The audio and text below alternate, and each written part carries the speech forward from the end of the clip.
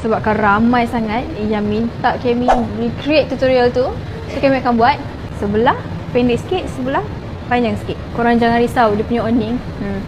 Sangat senang nak bentuk. Nampak? Siapa suka pakai tudung cotton, korang memang patut beli. Selalu kan tudung bawal dia macam kedung kan. Ini nampak? Dia flowy, dia tak keras tapi dia still senang nak bentuk. Mana dapat? And then yang bahagian pendek tu tarik, ni lipat sikit supaya ada macam ni, and then pin dekat sini. Jangan risau, dia macam ni supaya tutup dada. Okay, pin lah, pin kat belakang-belakang ni.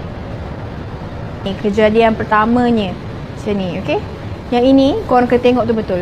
Memerlukan safety pin yang macam ni. Cara nak lipat dia tu, first macam biasa, lipat sini dulu and then lipat satu persatu. Okay, macam ni kat bawah ni.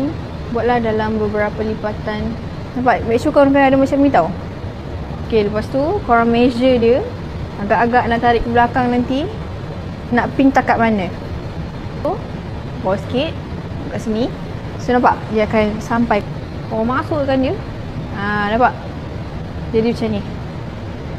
Yang kembung ni lipat sikit. And then pin dekat belakang.